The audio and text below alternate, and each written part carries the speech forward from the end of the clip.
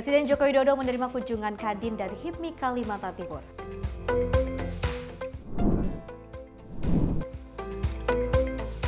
Partai Nasdem menyatakan belum tentu mengusung Anies di Jakarta lantaran situasi saat ini masih dinamis.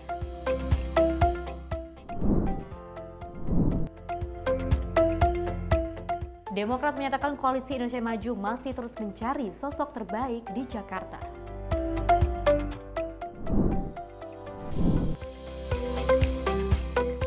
TNI Angkatan Darat menciptakan ribuan sumur bor air bersih bagi warga Kupang, Nusa Tenggara Timur.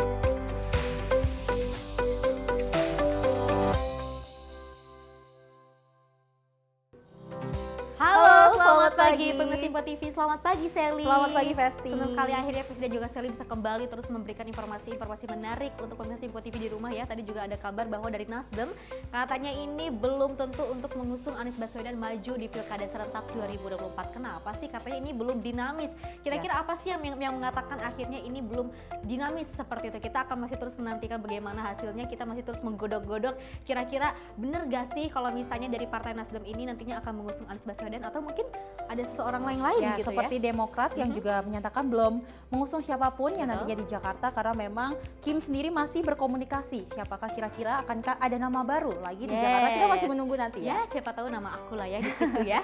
Dan informasi-informasi menarik lainnya terkait dengan Menyapa Pagi Simpo TV, ini dia Menyapa Pagi Simpo TV selengkapnya.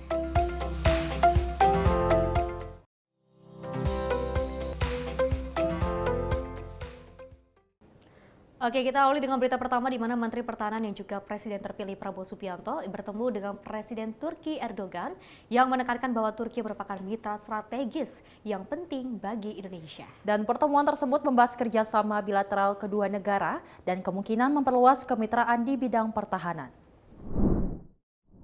Pertemuan Menteri Pertahanan sekaligus Presiden terpilih Prabowo Subianto dengan Presiden Turki Erdogan turut membahas sejumlah kerjasama sektor prioritas seperti industri pertahanan, perdagangan, energi konstruksi, dan juga kesehatan. Dengan banyaknya peluang yang ada, Prabowo mengatakan bahwa Indonesia telah menganggap Turki sebagai negara penting, bersahabat, hingga mitra dalam kerjasama di berbagai bidang. Dalam kesempatan itu, Erdogan memberikan selamat atas terpilihnya Prabowo sebagai Presiden Indonesia dan berharap Prabowo dapat kembali berkunjung ke Turki usai pelantikan. Dari Jakarta, tim redaksi Simpo TV melaporkan. Ya pemirsa, ada hal menarik saat Menteri Pertahanan sekaligus Presiden terpilih Prabowo Subianto diantar langsung ke mobil oleh Presiden Turki Erdogan usai melakukan pertemuan. Dan ini menandakan bahwa adanya Indonesia dan Turki ini memiliki hubungan yang cukup baik dalam menjalin kerjasama di berbagai bidang. Momen keakraban di antara Menteri Pertahanan RI Prabowo Subianto dengan Presiden Turki Erdogan terlihat usai keduanya melakukan pertemuan terbatas di Ankara, Turki pada Selasa 30 Juli 2024. Saat Prabowo hendak meninggalkan istana dan berpamitan, tampak Presiden Turki tersebut langsung mengantarkan Prabowo menuju mobil yang sudah menunggunya di luar. Sebelumnya dalam pertemuan dengan Erdogan, Prabowo kembali menegaskan komitmen Indonesia untuk memperkuat hubungan dan kemitraan yang strategis dengan Turki, salah satunya melalui kerjasama di bidang pertahanan termasuk industri pertahanan. Dari Jakarta, tim redaksi Simpo TV melaporkan. Ya, kalau bisa kita melihat Presiden terpilih Prabowo Subianto yang telah melakukan kunjungan kerja ke Prancis, Serbia seperti itu ya, juga melakukan kunjungan kerja selanjutnya ke Turki, bertemu dengan Presiden Turki Erdogan gitu ya. Kalau bisa kita melihat momen-momen bersama-sama gitu ya, momen-momen Presiden Jokowi maksud kami adalah Presiden terpilih Prabowo Subianto dengan Presiden Turki ini kita melihat momennya sangat cukup dekat ya, cukup akrab, banyak sekali orang yang sangat kagum akan keduanya gitu, di mana Erdogan itu langsung membuka pintu mobil ketika Prabowo Subianto telah melakukan kunjungan di sana. Apalagi kalau kita lihat juga Indonesia dan Turki telah menjalin kerjasama di bidang pertahanan.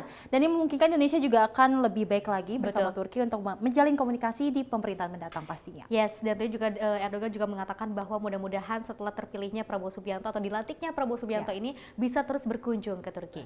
Kita beralih ke informasi lainnya di mana Presiden Joko Widodo ini menerima kunjungan pengurus Kamar Dagang dan Industri Kalimantan Timur serta pengurus pengusaha muda Indonesia Kalimantan Timur di Istana Garuda pada 30 Juli 2024. Pertemuan tersebut membahas sejumlah hal penting terkait proyek pembangunan Ibu Kota Nusantara Penajam Pasar Utara, Kalimantan Timur. Presiden Joko Widodo menerima kunjungan pengurus Kamar Dagang dan Industri atau Kadin Kalimantan Timur serta pengurus Pengusaha Muda Indonesia atau HIPMI Kalimantan Timur di Istana Garuda, kawasan Ibu Kota Nusantara pada Selasa 30 Juli 2024. Usai pertemuan, Ketua Umum Kadin Kalimantan Timur Dona Faruk mengungkapkan perlunya keterlibatan pemerintah dalam meningkatkan ketahanan pangan di Kalimantan Timur. Karena menurutnya saat ini provinsi tersebut masih bergantung pada pasokan pangan dari luar daerah seperti Jawa dan Sulawesi. Lebih lanjut, Dona menjelaskan terdapat potensi besar untuk pengembangan lahan pertanian di Penajam Pasar Utara yang belum dimanfaatkan secara optimal. Ada sekitar 13.000 hektar menurut data BPS itu yang saat ini belum ada sentuhan dari pemerintah. Nah, harapan kami adanya IKN karena memang ini irisannya langsung dengan IKN Penajam Pasar Utara. Saya harap mungkin ini bisa ditindaklanjuti. Memang ini adalah kolaborasinya harus besar. Kolaborasi pengairan dari PUPR, kolaborasi dari Kementerian Pertanian, dari bibit dan pupuknya. Dona menyoroti peran pemerintah daerah yang dinilai masih belum maksimal dalam membantu para petani di Penajam Pasar Utara, sehingga ia menilai pentingnya kolaborasi dari berbagai pihak. Sementara itu, Ketua Kadin Balikpapan Yaser Arafat menambahkan bahwa Presiden menekankan bahwa keberhasilan pembangunan Ibu Kota Nusantara harus diiringi dengan pembangunan yang merata dari kota-kota penyangga sekitarnya. Karena ya intinya ialah berhasilnya IKN juga berhasilnya juga pembangunan kota penyangga yaitu Balikpapan, Samarinda, dan Penajam. Maka itu yang diarahkan Bapak Presiden salah satunya begitu. Jokowi menekankan pentingnya peran Kadin dan HIPMI tidak hanya sebagai subkontraktor, melainkan sebagai pemain utama dalam proyek pembangunan IKN. Dari Jakarta, tim redaksi Sinpo TV melaporkan. Dan Wakil Presiden Ma'ruf Amin memberikan 3 arahan pada Syariah Economic Forum 2024. Arahan tersebut untuk meningkatkan literasi dan juga inklusi ekonomi serta keuangan syariah yang masih menjadi pekerjaan rumah bagi pemerintah. Wakil Presiden Ma'ruf Amin menghadiri Syariah Economic Forum 2024 yang diselenggarakan di Jakarta Timur pada Selasa 30 Juli 2024. Dalam sambutannya, Ma'ruf menekankan 3 hal strategis khususnya untuk meningkatkan literasi dan inklusi ekonomi, serta keuangan syariah yang dinilai masih menjadi pekerjaan rumah bagi pemerintah. Wapres meminta forum ini dapat menyusun langkah strategis untuk meningkatkan kontribusi ekonomi syariah terhadap isu keberlanjutan. Selain itu, Wapres mengarahkan agar forum ini dapat menggali potensi sumber dan mekanisme pembiayaan syariah yang dapat diterapkan untuk membiayai program transisi energi berkelanjutan. Integrasi aktivitas ekonomi ke dalam isu lingkungan bukanlah hal baru. Kan tetapi penyelarasan ekonomi berkelanjutan dengan prinsip-prinsip keuangan syariah ke dalam proses transisi energi ramah lingkungan tentu masih perlu kajian dan pendalaman lebih lanjut. Selanjutnya, Wapres menekankan agar pelibatan secara aktif seluruh unsur masyarakat, mulai dari pemerintah daerah, pusat, para pengusaha, hingga akademisi dan praktisi. Dari Jakarta, tim redaksi Sinpo TV melaporkan. Setelah beberapa bulan kemarin juga HIPMI juga melakukan kerjasama dengan Sinpo TV ya untuk membuka peluang bagi usaha-usaha muda khususnya di Jawa Barat seperti itu ya untuk bergabung dan juga untuk dipublikasikan kepada masyarakat bahwa banyak sekali loh masyarakat Indonesia dengan pengusaha muda yang sangat berbakat seperti itu ya, dan juga HIPMI ini melakukan kunjungan kerja dan juga melakukan kerjasama juga di Kalimantan Timur. Yes, dan pastinya ini tidak hanya investor asing aja yang masuk ke IKN, tapi ini juga dari pedagang lokal juga ingin masuk ke IKN agar juga usahanya dapat berkembang lebih baik lagi. Dan pastinya Indonesia membuka peluang bagi UMKM lokal untuk membangun usahanya jauh lebih baik lagi. Oke, baik, kita beralih ke informasi lainnya di mana Menteri Koordinator Bidang Perekonomian Erlangga Hartanto melakukan penandatanganan kerjasama atau MOU bersama Lembaga Penelitian Ekonomi bagi ASEAN dan Asia Timur yaitu ERIA di Gedung Kemenko Perekonomian Selasa 30 Juli 2024. Dan Erlangga menilai kerjasama ini sangat penting karena mempengaruhi pasar ekspor melalui berbagai forum organisasi seperti OCDC, dan CTPP. Menteri Koordinator Bidang Perekonomian Airlangga Hartarto menilai kerjasama dengan ERIA sangat penting bagi pemerintah Indonesia karena mencakup kajian akses Indonesia untuk bergabung dengan Organization for Economic Cooperation and Development atau OECD. Hal itu disampaikan Airlangga usai melakukan penandatanganan MOU atau kerjasama di Gedung Kemenko Perekonomian Jakarta. Tak hanya itu, Airlangga juga membeberkan kerjasama tersebut nantinya mencakup perjanjian komprehensif dan progresif untuk kemitraan Trans-Pasifik dalam mengembangkan berbagai industri ekonomi hingga perluasan pasar ekspor Indonesia. Lebih lanjut, Airlangga menambahkan, bersama organisasi ERIA, pemerintah Indonesia akan mendirikan ASEAN Zero Emission Center yang rencananya akan dibangun pada akhir bulan Agustus. Bentuk kerjasama adalah dalam bentuk in-depth study dan publikasi bersama, kemudian studi kebijakan dan peningkatan kapasitas SDM, dan rencana kerjasama dalam 2 tahun dan dapat diperpanjang. Nah, terkait dengan OECD dan CPTPP, ERIA akan melakukan kajian manfaat, simulasi skenario, dan pembentukan PMO daripada OECD. Kementerian Perekonomian sudah menandatangani dokumen terkait dengan pembentukan PMO CPTPP. Kemudian kegiatan dari ASEAN Zero Emission Center ada 3 pilar, dekarbonisasi roadmap, kemudian power, mobility, dan industri, serta market enablers, jadi mengenai keekonomiannya. Kemudian juga dalam kerjasama juga akan didorong untuk pengembangan dan perluasan pasar ekspor, termasuk ini dari kajian untuk CPTPP, di mana dengan masuk CPTPP kita akan membuka pasar Amerika Latin, dan sekarang juga dengan keanggotaan Inggris yang baru tahun 2024 ini menjadi anggota CPTPP pertama di luar 11 negara, ini juga akan membuka pasar untuk anggota CPTPP yang lain. Dari Jakarta, Jihan Nabila, Rona Bayu, Sinpo TV melaporkan. Beralih ke berita selanjutnya, pemirsa, gelaran pesta diskon sampai 79% diadakan oleh Kementerian Perdagangan yang berkolaborasi dengan Asosiasi Pengelola Pusat Belanja Indonesia. Dan juga festival tersebut diadakan untuk membangkitkan perekonomian nasional serta untuk meningkatkan daya beli masyarakat yang saat ini mengalami penurunan. Guna mendongkrak perekonomian nasional, khususnya di bidang retail, Asosiasi Pengelola Pusat Belanja Indonesia berkolaborasi dengan Kementerian Perdagangan Republik Indonesia akan menggelar Indonesia Shopping Festival 2024 pada Agustus mendatang. Kondisi saat ini yang mengalami penurunan daya beli masyarakat dan isu lain seperti importasi ilegal, festival tersebut memberikan diskon sampai 79% dan diisi oleh UMKM kelas atas, menengah maupun UMKM kelas bawah. Terkait hal tersebut, Alphonsus juga optimis akan meningkatkan daya kunjung masyarakat ke pusat perbelanjaan di seluruh Indonesia yang dalam beberapa waktu terakhir mengalami penurunan. Gelaran bazar diskon ini merupakan wujud nyata dari semangat mendukung pertumbuhan ekonomi nasional. Melalui festival ini, menurut Alphonsus, tidak hanya memberikan kesempatan kepada para pelaku retail dan UMKM untuk memajukan usaha mereka, tetapi juga mendorong masyarakat untuk berbelanja di pusat-pusat perbelanjaan lokal. Sementara itu, Direktur Jenderal Perdagangan Dalam Negeri Kemendak Isi Karim menyampaikan pihaknya menyambut baik dan mendukung terselenggaranya festival tersebut dengan harapan dapat menaikkan exposure kegiatan agar masyarakat tertarik untuk datang. Kami sangat menyambut baik. Selamat datang Bu Sinta. Kami sangat menyambut baik dan mendukung terselenggaranya ISF 2024 ini. Beberapa waktu yang lalu kami telah menyurati para kepala daerah di lokasi pusat-pusat perbelanjaan acara ISF 2024 akan dilaksanakan guna untuk memberikan dukungan pembebasan pajak daerah terhadap materi promosi kegiatan.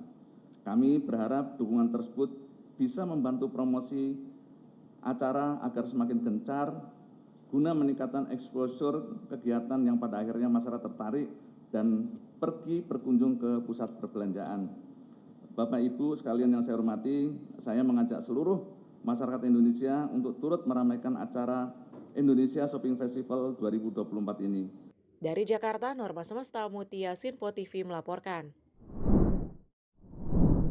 Ya, menyambut Hari Kemerdekaan Republik Indonesia yang ke-79, tentunya kita terus merayakan ya, Sally juga merasakan kegembiraannya hingga saat ini, meskipun masih nanti ya beberapa 2 pekan lagi lah yang ini kita untuk menyambut Hari Kemerdekaan Republik Indonesia. Sudah banyak sekali masyarakat yang mencari pernak-pernik untuk segera merayakan seperti itu ya, dan juga kita sudah melihat adanya pasar diskon hingga 79%. Wow, gimana kita nggak tergoda ya, Vesia, melihat adanya diskon 79%, dan ini juga mendukung bahwa UMKM juga bisa ikut dan dan jajakan, melestarikan yes. semuanya gitu kan ya, membangkitkan perekonomian Indonesia Ya, dengan betul. membantu peluang-peluang usaha UMKM seperti itu. Baik, informasi lainnya akan kami hadirkan usai jeda berikut ini.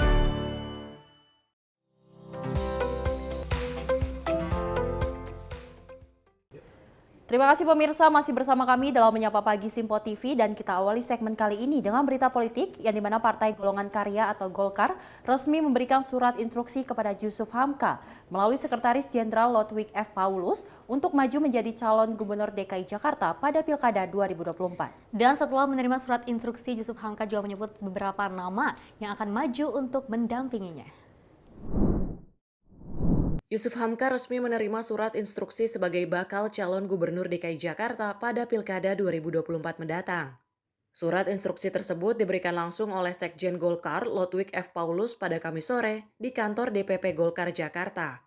Surat instruksi tersebut merupakan lanjutan dari pertemuan antara Ketua Umum Partai Golkar dengan Ketua Umum Partai Solidaritas Indonesia atau PSI. Terkait calon pendamping yang akan menemani Jusuf Hamka maju pada Pilkada DKI, Jusuf menginginkan Kaisang Pangarep menjadi pendampingnya. Meski demikian, dirinya mengaku terbuka bagi siapapun untuk posisi cawagup. Sejumlah nama potensial turut disebutkan seperti Budi Jiwandono hingga Budiman Sujatmiko. Kalau calon wakil gubernur kan sudah bilang, dari Pak Ketua Umum kepengen saya dengan Mas Kaisang. Tapi kalau saya menempatkan diri saya ini kayak, mungkin teman-teman masih tahu nggak, kunci Inggris, tahu nggak kunci Inggris? Hama apa aja bisa pas. Saya bisa jadi wakilnya Mas Kaisang, ya kan? Saya bisa wakilnya Pak Ahok, saya bisa wakilnya Pak Anies, siapa saja gitu. Bahkan kalau Pak Ridwan Kamil juga mau, saya bisa menyesuaikan diri. Saya nggak ada masalah. Dari Jakarta, Norma Semesta, Ahmad Amin, Simpo TV melaporkan. Hasil survei Litbang Kompas di Pilgub Jakarta 2024, nama Ketua Umum Partai Solidaritas Indonesia Kaisang Pangarep menduduki hasil terendah dengan perolehan 1,0%. Merespon hal ini, Kaisang pun masih mempertimbangkan untuk maju di Pilgub Jakarta atau Jawa Tengah. Elektabilitas Ketua Umum PSI Kaisang Pangarep menduduki hasil terendah yakni 1,0% melalui survei Litbang Kompas di Pilgub Jakarta. Sedangkan dalam hasil survei Litbang Kompas di daerah Pilgub Jawa Tengah, nama Kaisang Pangarep mengungguli sejumlah nama lain dengan posisi teratas. Kendati demikian, Kaisang kini masih mempertimbangkan untuk maju di Pilgub Jakarta atau Pilgub Jawa Tengah mendatang. Oh, ini mengenai ini ya, Litbang Kompas ya. Jadi ya, sekali lagi kita harus tahu Litbang Kompas ini kan salah satu surveyor yang saya kira paling kredibel di Indonesia saat ini. Dan kami berterima kasih karena saya bisa melihat, oh ternyata angka saya ada di situ.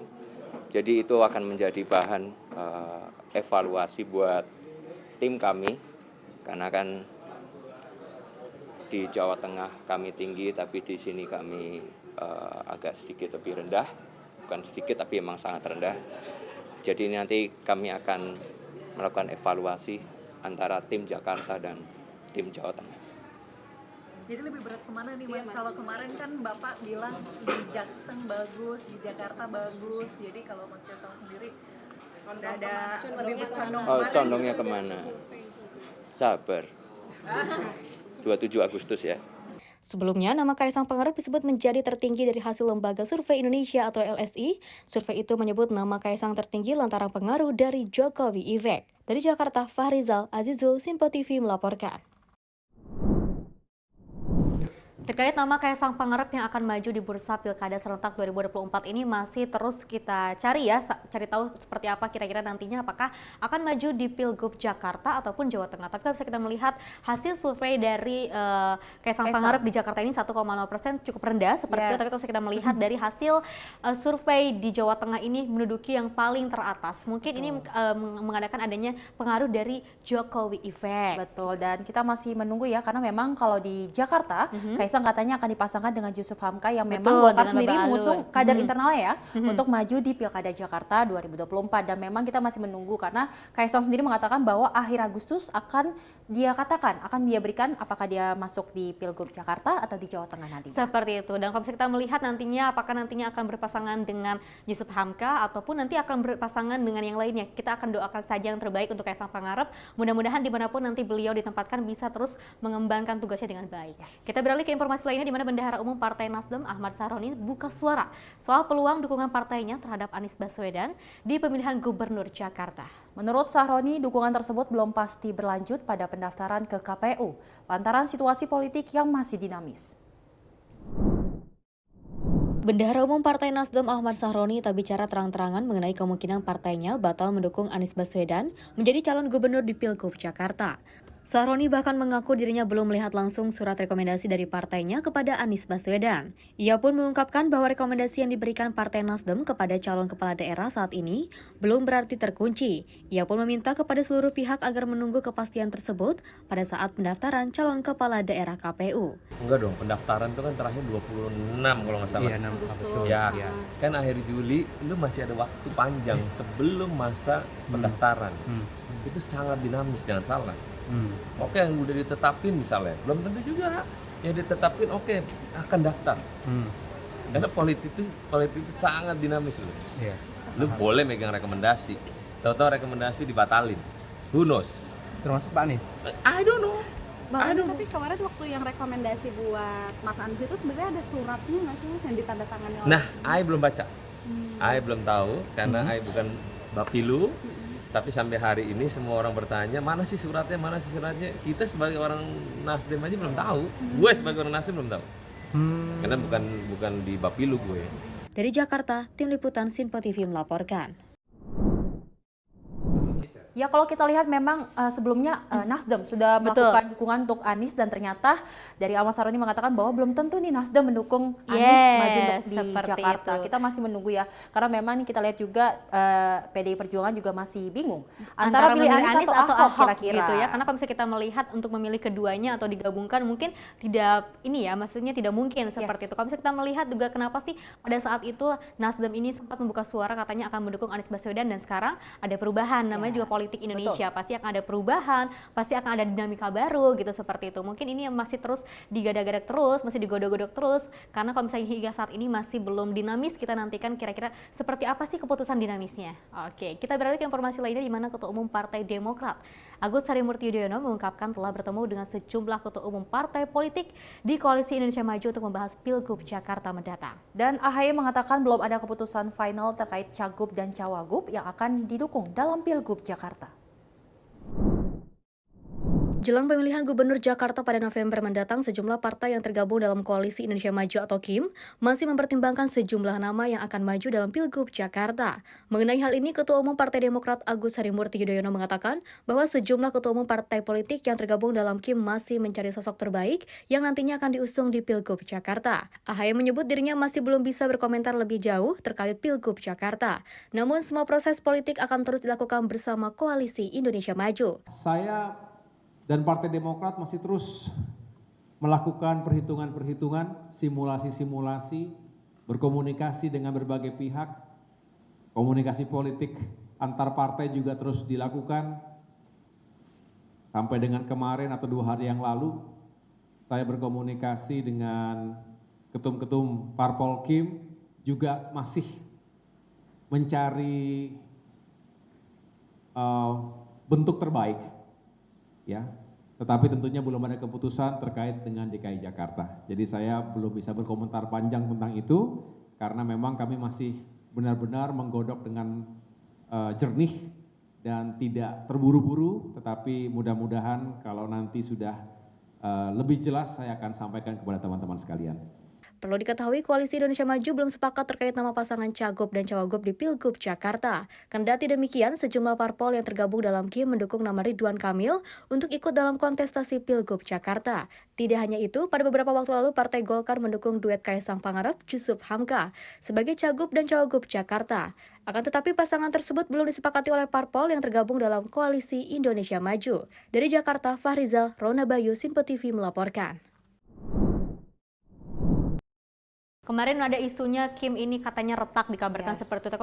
Kalau misalnya kita melihat ternyata kondisi di Kim saat ini sudah mulai stabil ya, tidak ada keretakan, masih tetap solid, masih seperti sama di Pilpres kemarin seperti itu ya. Dan kalau misalnya kita melihat terkait dengan adanya putusan dari Kim yang kira-kira siapa sih yang akan maju di Pilgub Jakarta 2024, karena ini masih digadang-gadang katanya ini ada Babah Alun ataupun Jusuf Hamka yang nantinya akan maju di Pilkada Serentak 2024, tapi ini masih di-keep seperti itu. Karena kalau misalnya kita lihat dari Kim sendiri belum men-spill kira-kira siapa sih walaupun Golkar sudah men-spill kadar internalnya, namun Kim sendiri mengatakan bahwa masih merunding siapakah kira-kira yang akan maju di Pilgub Jakarta, karena memang kalau kita tahu kan kota Jakarta ini kota yang cukup luas dan ekonominya cukup tinggi, dan jadi memang perlu dan juga kita tentunya membutuhkan nama yang baru untuk di Jakarta seperti itu. Kita beralih ke informasi lainnya, di mana organisasi masyarakat pendukung Presiden Joko Widodo alias Projo berpeluang akan mengganti statusnya menjadi partai politik. Peluang tersebut rencananya akan dibahas dalam Kongres Projo ketiga yang akan digelar pada September mendatang. Bendahara Umum Projo, Panel Barus mengatakan perubahan organisasi masyarakat Projo menjadi partai politik dapat dimungkinkan apabila dalam kongres itu terdapat dinamika, usulan, ide dan gagasan yang muncul dari akar rumput. Sehingga menurutnya keputusan yang diambil dalam kongres tersebut akan menjadi keputusan bersama yang harus dijalankan bersama oleh seluruh kader Projo. Selain itu, agenda strategis lainnya juga akan dibahas dalam kongres ketiga Projo, terutama mengenai posisi Projo dalam mengawal pemerintahan Prabowo Gibran ke depan. Yang kedua, agenda strategis lainnya seperti bagaimana posisi Projo dalam mengawal pemerintahan Prabowo Gibran ke depan, sehingga pemerintahan Prabowo Gibran ini yang kami yakini sebagai pelanjut dari Pak Jokowi bisa solid, sukses hingga akhir, gitu. Ya, kalau masalah dia berubah jadi apa, tentu tidak bisa kita sampaikan di sini, ya, karena apapun keputusannya semua akan dibahas dalam kongres, dan kita pengen dinamika, ya, diskusi, usulan, ide, gagasan itu hidup dari bawah, sehingga keputusan nanti yang diambil dalam kongres dia menjadi sebuah keputusan yang punya ruh, menjadi keputusan bersama yang harus dijalankan bersama-sama oleh seluruh kader Projo se-Indonesia. Dari Jakarta, Sri Dewi Andayani, Ahmad Amin, Sinpo TV melaporkan. Dan menanggapi berita sebelumnya, Efriza menjelaskan bahwa organisasi masyarakat Pro-Jokowi atau Projo kini levelnya hanya sebatas ormas dan belum siap untuk dijadikan sebagai partai politik. Hal itu menyusul adanya wacana Projo yang akan dijadikan partai politik dalam waktu dekat. Projo berencana untuk menjadikan sebagai partai politik. Dan apa yang bisa kita lihat dari situasi tersebut, tentu ada perbandingannya. Saat itu, Ormas Nasdem akhirnya menjadi partai politik dan Nasdem begitu populer. Lalu bagaimana dengan Projo? Bisa dikatakan kalau Projo saat ini belum layak untuk jadi partai politik, walaupun bisa untuk jadi partai politik, karena popularitas dari pemimpinnya, Ari Budi, itu beda dengan Surya Paloh yang populer, yang disukai oleh masyarakat. Kedua, kepemimpinan Ari Budi juga tidak begitu cakap, komunikasi politiknya juga tidak begitu handal. Kebijakan-kebijakan yang dijalankan dia saja juga tidak begitu efektif, bahkan penuh dengan pro kontra, seperti kasus hacker, dalam kasus bagaimana pusat data nasional dihacker, dan kemudian kasus judi online. Dan berikutnya juga kita tahu bahwa Ari Budi ini di persepsi masyarakat adalah menteri yang mendapatkan jabatan karena giveaway, dan dia ngambek karena posisinya saat itu tidak mendapatkan kursi, sementara Prabowo mendapatkan kursi. Dan ini tentu berbeda dengan situasi dari Surya Paloh yang bisa menunjukkan ketenangan dirinya, yang bisa menunjukkan bagaimana dia bisa meraih simpati kepada masyarakat. Dan berikutnya adalah terakhir, fenomena partai politik tidak laku, partai politik baru tidak punya nilai jual. Dan apa yang terjadi? Projo lebih baik menjadi relawan saja, menjadi ormas saja, bermimpi menjadi partai politik percuma. Karena Projo memang tujuannya adalah untuk mendapatkan kursi, baik komisaris maupun di pemerintahan. Jadi cukup sebagai ormas dan relawan ketimbang menjadi partai politik tapi tidak menarik bagi masyarakat dan tidak akan dipilih oleh masyarakat untuk masuk di level nasional.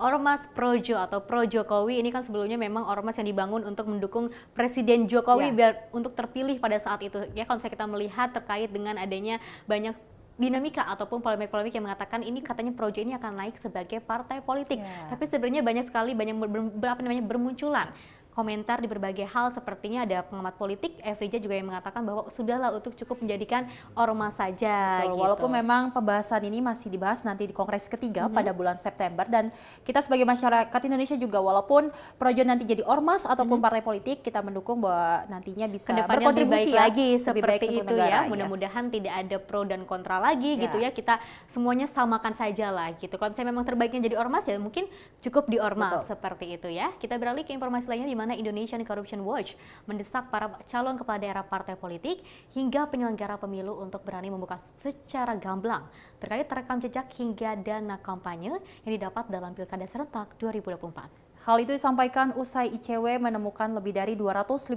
pejabat terlibat korupsi.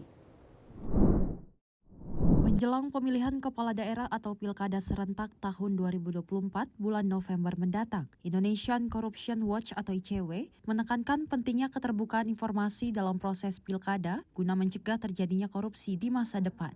Dalam fokus group discussion yang digelar pada Senin pagi 29 Juli 2024, Komisi Informasi Pusat atau KIP di kawasan Gambir, Jakarta Pusat, ICW mencatat ada sebanyak 253 kepala daerah di Indonesia yang terjerat korupsi sepanjang tahun 2010 hingga 2018 lalu. Berkaca dari banyaknya temuan kepala daerah yang terjerat kasus korupsi, ICW mendesak para calon kepala daerah, partai politik, hingga penyelenggara pemilu berani membuka secara gamblang terkait rekam jejak hingga dana kampanye yang didapat dalam Pilkada serentak 2024. Keterbukaan informasi terkait dua hal tersebut dinilai penting agar praktik korupsi di kalangan kepala daerah tak terus terjadi. Pertama perlu ditekankan ya bahwa keterbukaan informasi itu menjadi penting dalam proses pemilu karena dia bisa mencegah korupsi ke depannya atau bahkan pada batasan tertentu, pada titik tertentu membongkar kasus-kasus korupsi atau praktik korupsi yang ada. Jadi itu harus diperhatikan. Yang kedua buat saya adalah dalam praktik kecurangan yang terjadi, baik itu kepala daerah ketika dia menjabat, itu kita perlu mempertimbangkan membuka informasi misalnya soal rekam jejak kandidat. Bagaimana dia pengalamannya, apakah dia punya integritas, apakah dia punya kompetensi, atau juga apakah dia punya kepentingan yang berkaitan dengan kepentingan tertentu seperti kepentingan bisnis misalnya. Sementara itu, Komisioner Komisi Informasi Pusat Rospita Vicky Paulin menilai partai politik maupun KPU seharusnya memberikan penegasan kepada masyarakat agar tak seperti membeli kucing dalam karung dalam memilih pemimpin daerah mereka. KPU pun terus mendorong partai politik maupun penyelenggara pemilu, dalam hal ini KPU untuk mengedepankan keterbukaan informasi bagi para calon kepala daerah, terutama dalam materi debat calon kepala daerah. Bahwa memang hal ini masih menjadi debatable karena yang boleh dibuka informasinya adalah ketika sudah menjadi pejabat publik. Nah, ketika masih calon, ini seharusnya dari partai politik maupun dari KPU yang harus memberi penegasan bahwa masyarakat harusnya diedukasi tidak membeli kucing dalam karung, sehingga harus ada penekanan bahwa para caleg itu boleh dibuka terkait informasinya apakah punya track record yang tidak baik begitu ya, sehingga masyarakat kemudian tidak memilih calon-calon yang tidak dapat dipertanggungjawabkan. Dengan dibuka akses seluas-luasnya, publik pun dapat mengawasi para kandidat calon kepala daerah yang benar-benar memiliki integritas hingga kompetensi untuk memimpin daerahnya. Dari Jakarta, Dio Malau, Simpo TV melaporkan. Dan respon dari pengamat politik Citra Institute menilai mengembalikan dana kampanye yang besar di tiap penyelenggara pilkada menjadi alasan kepala daerah melakukan korupsi. Dan hal itu disampaikan menindaklanjuti pernyataan ICW yang menyebut lebih dari 250 kepala daerah tersandung kasus korupsi. KPK mengumumkan sekitar 250 lebih kepala daerah tersangkut korupsi. Dan apa yang disampaikan oleh KPK 2017 sudah pernah juga disampaikan oleh Mendagri. Sekitar 250 kepala daerah dan wakil kepala daerah tersangkut korupsi. Dan memang korupsi ini masih menjadi momok buruk bagi negeri ini. Kenapa korupsi ini masih menjadi suatu hal yang terjadi di daerah-daerah? Kita bisa melihat yang pertama adalah bagaimana biaya kampanye, biaya logistik pemilu. Yang tentu saja para calon ini berkelindan ataupun berhubungan dengan para pengusaha dan pebisnis. Dan mereka tentunya tidak ada makan siang gratis. Mereka menginginkan proyek dari pemerintahan. Dan yang kedua, ketika mereka terpilih, tentu saja mereka harus mewujudkan ataupun mengembalikan biaya yang sudah digunakannya dalam bentuk kebijakan. Dan tentu saja inilah yang terjadi, penyalahgunaan kekuasaan dan wewenang.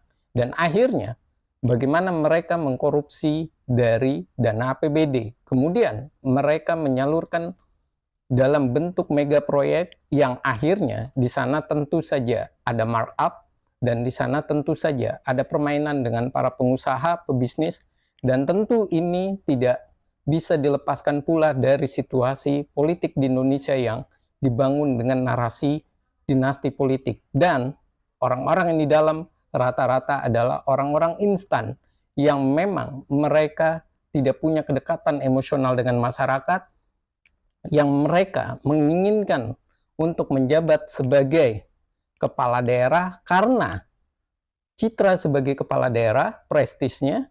Yang kedua adalah bagaimana situasi kebijakan, keputusan, dan wewenang ini yang tidak diresapi oleh mereka untuk semestinya melayani masyarakat, mensejahterakan masyarakat, bukan malah untuk mengambil uang sebanyak-banyaknya, memperkaya diri pribadi maupun keluarganya ataupun rekan-rekannya. Dan ini adalah masalah di sekitar pilkada dan pemilu kita, khususnya pilkada, yaitu kepala daerah dan pemilu kita adalah di legislatifnya. Ya memang kalau kita ketahui bahwa dana kampanye ini kan cukup banyak menguras ya uang untuk kita kampanye-kampanye, dan memang betul juga harus dibuka secara publik ya, karena berapakah dana kampanye yang dikeluarkan agar tidak ada terjerat korupsi bagi kepala-kepala daerah yang mencalonkan. Seperti itu. Kalau misalnya kita melihat juga kan ya dana dari kampanye ini memang harus secara terang-terangan diperlihatkan seperti itu agar tidak ada fitnah-fitnah ataupun hoax-hoax yang juga bertebaran seperti itu. Dan juga banyak sekali pernyataan ataupun pertanyaan terkait kira-kira dari mana sih dana kampanye ini seperti itu ya. Karena kalau misalnya kita melihat dari pilkada-pilkada sebelumnya juga kan ya, mungkin kalau misalnya kita lihat dari hasil ICW mengatakan banyak sekali hasilnya yang terjerat kasus korupsi. Dan mudah-mudahan kedepannya di pilkada serentak ini tidak ada ataupun pemilihan kepala daerah ini tidak ada lagi yang namanya korupsi seperti itu di Indonesia. Oke, kita kalau misalnya kita melihat ya saya dan juga pemirsa ya terkait dengan adanya dana kampanye yang dikorupsi oleh beberapa kepala daerah ini, mudah-mudahan bisa terus diatasi ya, karena kasihan lah ya kepolisian juga kan ya, masyarakat juga jadi resah kan hal itu ya. Kita kalau misalnya sebagai kepala daerah tunjukkanlah yang terbaik untuk masyarakat. Informasi lainnya akan kami hadirkan usai jeda berikut ini.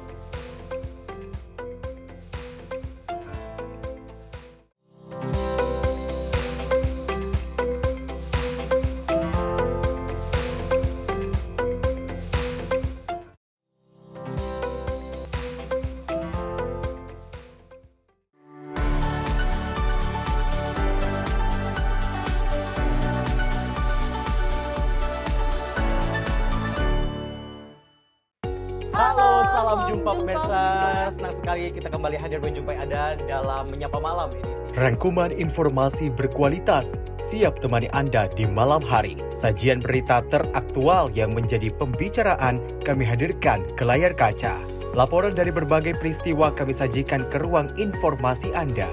Kami hadirkan topik yang jadi sorotan dengan nuansa kekinian. Bangga sekali ya melihat sepak bola Indonesia akhir-akhirnya seperti itu. Selain main di Qatar, Presiden juga ikut nih ya, para menteri. Tapi bukan di Qatar. Ya, di Gorontalo. Ini di Gorontalo pada saat meninjau panen raya seperti itu, panen raya jagung di Provinsi Gorontalo. Dan kita berharap kok peristiwa-peristiwa seperti ini jauh-jauh lah ya, benar kan Andia? Karena mengerikan curanmor, terus kayak kejadian seperti tadi yang nggak kita duga, nggak kita sangka, yang kita jauh-jauhkan nih bisa saja menimpa gitu. Dan kita tetap harus berhati-hati pemirsa. Dan Saya Andi Rezaldi, saya Chef Hakung. Terima kasih sudah menonton. Selamat malam dan sampai jumpa. Saksikan selalu Menyapa Malam setiap Senin sampai Jumat pukul 20.00 waktu Indonesia bagian Barat hanya di Sinpo TV. Halo, salam jumpa pemirsa. Kami kembali hadir dengan rangkaian informasi yang dihimpun dari berbagai penjuru dunia. Kami hadirkan rangkuman informasi terkini dari seluruh penjuru dunia hanya untuk Anda. Informasi paling penting dan sajian berita menarik kami sajikan hanya di Sinpo Dunia. Bersama saya Dewi Manik, inilah Sinpo Dunia selengkapnya untuk Anda. Jangan lewatkan Sinpo Dunia setiap Senin hingga Jumat di Sinpo TV.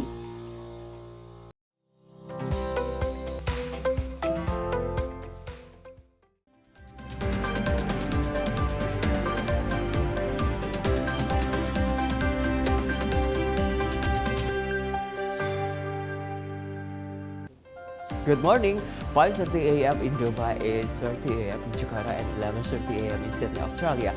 Good morning, ladies and gentlemen. You are watching Sinpo International News Report. I'm Virananda. It's coming back for you. Yeah, we have 18 people, including 7 firefighters, were injured in explosion at BASF chemical plants in Lufhewagen, Western Germany on Monday. According to video by Viral Media, footage shows the BASF plants and industrial barges on the Rhine. The explosion occurred in the plant's southern wings and was extinguished by the fire brigade. Slightly elevated levels of hydrocarbons were detected, but no cause for concern was reported. The world's largest integrated chemical complex, the BASF plants is investigating the cause of the blast. Rahel, Sinpo International News Report. Again and again, heavy rain poured in China like the one in the city of Xiangtan, where heavy rain caused the sinking of several buildings and had to evacuate thousands of local citizens to safe places. Residents who were evacuated to local schools temporarily. Recently, heavy rain poured some of the cities in China, where one of the cities, Xiangtan, experienced great flooding which submerged several local buildings and caused thousands of citizens to have to be evacuated. A video from Viral Media showing that streets and buildings submerged since last week. This flood was also triggered by river leaks in the city area which exceed the maximum water recovery limit. This flood was also caused by the wind factor of the Gami cyclone, which happened in the city there some time last ago. Currently, aid in the form of 3 helicopters was sent to bring food and medicine supply to citizens who have refused the school as temporary places. Max Oller, Sinpo International News Report. Hundreds of Venezuelans living in Spain protested on the streets on Madrid, Spain on Monday, July 29, 2024. According to George Buxet, a member of the European Parliament for the Conservative Party, the Nicolas regime has engaged in premeditated fraud intended to secure his victory. After the results of the Venezuelan presidential election were announced by Nicolas Maduro, who won and was elected president for the 3rd time, there were widespread protests from hundreds of Venezuelans living in Spain. Video footage showed that the crowd of protesters demonstrating their discontent with the election results. They claim that the Nicolas regime is a sign of dictatorship and has not conducted the election transparently. The protesters carried flags with the word fraud directed at Nicolas Maduro. According to George Buxet, a member of the European Parliament for the Conservative Party folks, the Nicolas Maduro regime has engaged in plain fraud. He stated that this cannot be accepted and expressed his support for Nicolas' opponents. Maria Corina Machado, and Edmundo Gonzalez, who have been brutally treated. He believes that if the winning candidate were one Nicolas' opponents, it would promote freedom for the Venezuelan people and the nation of Venezuela. El fraude planificado por el régimen de Maduro, un régimen corrupto, un régimen asesino, no va a empañar la victoria brutal de María Corina Machado, firmante de la Carta de Madrid, y de Eduardo González en esa lucha por la libertad de los venezolanos y de la soberanía de la nación venezolana.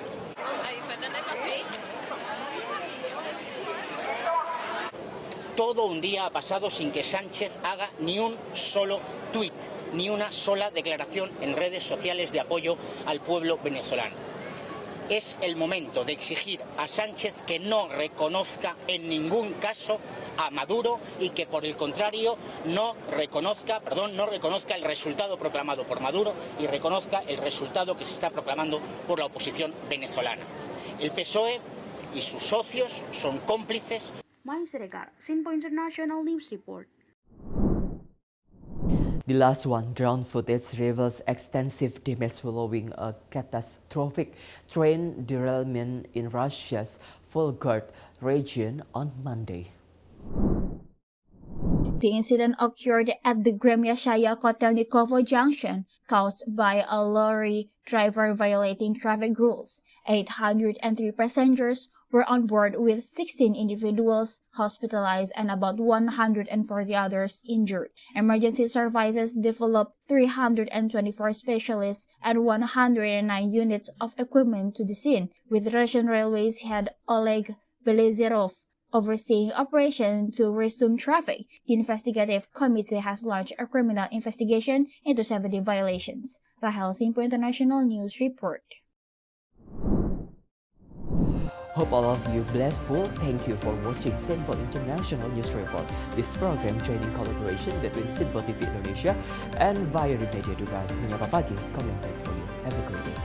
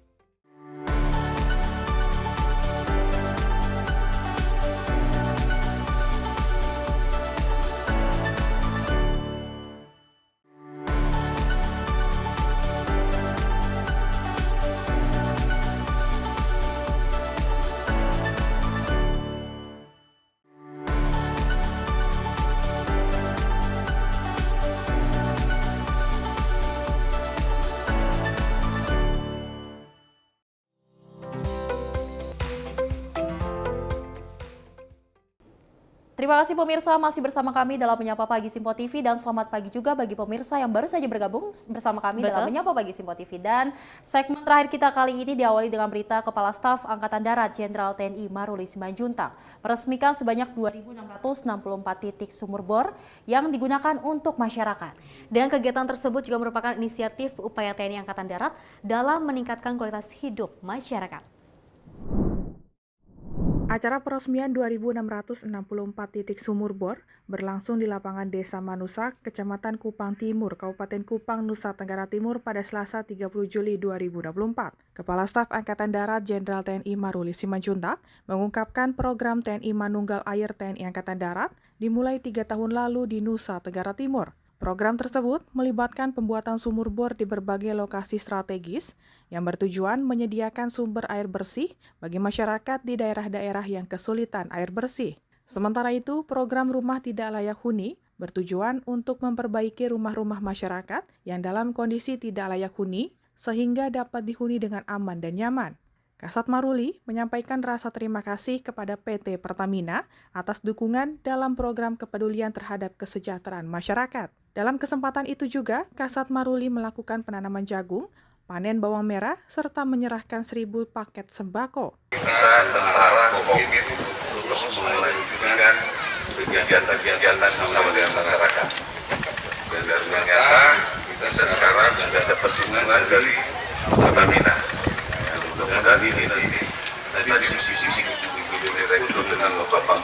tambah, kayaknya kita bisa lanjut lagi dengan kita. Dari Nusa Tenggara Timur, Tim Liputan Sinpo TV melaporkan. Dan pejabat Gubernur Daerah Khusus Jakarta Heru Budi menyatakan Pemprov kini sedang mengkaji kebijakan sekolah dasar swasta gratis. Hal ini merupakan usulan anggota Komisi E DPRD Jakarta yang merasa penggunaan Kartu Jakarta Pintar atau KJP tidak tepat sasaran. Heru Budi bersama Wakil Kepala Dinas Pendidikan Jakarta mengunjungi SDN Cideng 07 dalam rangka tahun ajaran baru. Saat kunjungan, Heru mengatakan wacana sekolah swasta gratis sedang dibahas oleh Pemprov. Sebelumnya pada Mei 2024 lalu, Komisi E DPRD Jakarta mengusulkan pendidikan gratis pada sekolah swasta Jakarta. Hal ini karena DPRD Komisi E Jakarta menilai KJP tidak tepat sasaran. Heru mengatakan punya temuan KJP yang seharusnya untuk pendidikan anak, namun orang tua siswa menggunakan untuk membeli rokok dan cicilan. Itu udah lagu lama, udah terlalu lama. Ada yang beli untuk rokok, untuk bensin, untuk cicil motor, tujuannya nggak tercapai. Maka konsepnya kita nanti dengan DPRD bersama-sama untuk sekolah gratis. Senada dengan hal itu, Wakil Kepala Dinas Pendidikan Jakarta, Purwo Susilo, mengatakan sekolah swasta gratis sedang dikaji. Dinas Pendidikan Jakarta sedang membahas pendalaman seperti konsep dan anggaran dari usulan DPRD ini, begitu juga siapa yang berhak untuk mendapatkan program sekolah swasta gratis ini. Sekolah, anak didik kita yang sekolah di negeri dan swasta, khususnya pendidikan dasar ya. Tapi kalau bisa nanti untuk yang menengah itu tertentu sesuai dengan regulasi ya, itu dibiayai oleh Pemprov. Udah. Oke. Itu sedang dikaji, sedang berjalan, hasil kajian udah dibahas. Ya. Pak, sekolah swasta yang mana sih Pak yang masuk kategori gratis? Iya. Apakah internasional juga masuk kan? Ini dananya kan beda-beda Pak itu. Sekarang ini sedang kajian, sedang pendalaman. Ya, sedang kajian, sedang pendalaman. Nanti akan pada waktunya akan disampaikan. Tentunya ada dong kriteria sekolah-sekolah, standar mutunya di ini kan ya. Dari Jakarta, Dio Malau, Sinpo TV melaporkan. Penjabat Gubernur Daerah Khusus Jakarta Heru Budi Hartono mengunjungi SDN 07 Cideng di Jalan Sangihe, Jakarta Pusat. Dan kunjungan tersebut dilakukan dalam rangka pelaksanaan tahun ajaran baru 2024 hingga 2025. PJ Gubernur Jakarta Heru Budi mengimbau agar sekolah memperhatikan perkembangan anak didik baru di sekolah dan mampu mencegah tindakan perundungan atau bullying, sehingga kegiatan belajar mengajar dapat berlangsung dengan baik dan aman. PJ Gubernur Jakarta menegaskan setiap sekolah harus menjadi lingkungan yang aman bagi para siswa untuk belajar dan berprestasi. Menyapa anak-anak kita, anak SD, barusan tadi ngelihat yang masuk kelas 1, terus ada kelas 1 ada 2 kelas, lihat kelas 5 juga. Terus lihat sekolah apa namanya? SKB ya? SKB. Ya, sekolah SKB. Ya, ada satu kelas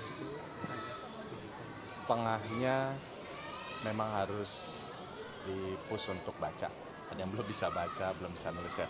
Wajar kelas 1, gurunya harus sabar. Kalau 2 kelas tadi bagus ya, hampir semuanya bisa nulis, bisa baca. Tinggal yang 1 kelas separuh belum bisa nulis, ada 1 yang belum bisa baca. Ada pesan khusus Pak terhadap murid dan guru dalam tahun ajaran baru ini? Kalau tadi saya pesan kepada kepala sekolah ya untuk memperhatikan anak-anak SD yang baru masuk dan tidak ada bully, dan berikutnya beritahu kepada orang tua 1 bulan ke depan, karena sebagian anak-anak yang sudah bisa baca, ada 1 kelas yang tadi saya bilang setengahnya belum bisa baca.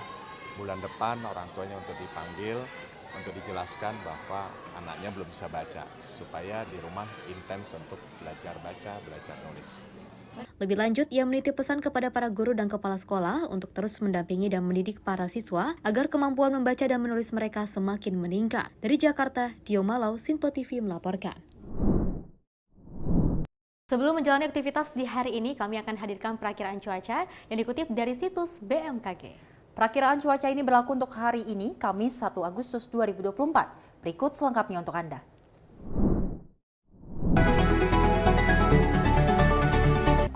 Halo Sobat BMKG, senang rasanya kami menyapa Sobat dalam program update perakiraan cuaca Indonesia yang berlaku untuk hari Kamis tanggal 1 Agustus 2024 bersama saya Bagas Briliano. Berikut informasi selengkapnya. Kita mulai dari wilayah Sumatera. Untuk wilayah Tanjung Pinang umumnya berawan, potensi hujan dengan intensitas ringan terjadi di wilayah Padang, Pekanbaru, dan juga Banda Aceh.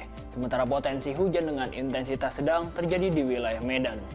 Selanjutnya masih dari Pulau Sumatera, untuk wilayah Jambi dan juga Bengkulu umumnya berawan tebal, sementara itu untuk wilayah Palembang dan juga Lampung diperkirakan udara kabur. Potensi hujan dengan intensitas ringan terjadi di wilayah Pangkal Pinang. Selanjutnya kita masuk ke Pulau Jawa. Untuk wilayah Yogyakarta umumnya berawan, sementara untuk wilayah Serang, Jakarta, Semarang, dan juga Surabaya umumnya berawan tebal. Potensi hujan dengan intensitas ringan terjadi di wilayah Bandung. Sementara itu, untuk wilayah Kupang umumnya berawan dan untuk wilayah Denpasar diperkirakan berkabut. Potensi hujan dengan intensitas sedang terjadi di wilayah Mataram. Selanjutnya kita masuk ke Pulau Kalimantan. Potensi hujan dengan intensitas ringan terjadi di wilayah Pontianak, Samarinda, dan juga Tanjung Selor. Sementara waspada hujan petir di wilayah Palangkaraya dan juga Banjarmasin. Selanjutnya kita masuk ke Pulau Sulawesi. Untuk wilayah Manado umumnya cerah berawan. Untuk wilayah Gorontalo umumnya berawan tebal. Potensi hujan dengan intensitas ringan terjadi di wilayah Makassar dan juga Kendari. Waspada hujan petir di wilayah Mamuju dan Palu. Dan yang terakhir, untuk wilayah Indonesia bagian timur, untuk wilayah Manokwari umumnya berawan tebal, potensi hujan dengan intensitas ringan terjadi di wilayah Ternate, Ambon, Sorong, Jayawijaya, dan juga Merauke. Dan potensi hujan dengan intensitas sedang terjadi di wilayah Nabire dan juga Jayapura. Sobat BMKG, kami mengingatkan bahwa informasi yang kami sampaikan merupakan gambaran cuaca secara umum di masing-masing wilayah. Bagi sobat yang ingin mengetahui informasi cuaca secara khusus yang diperbaharui setiap 3 jam di wilayah masing-masing, sobat dapat memantau aplikasi Info BMKG yang dapat sobat unduh melalui App Store maupun Play Store. Demikian informasi yang dapat kami sampaikan. Terima kasih dan sampai jumpa.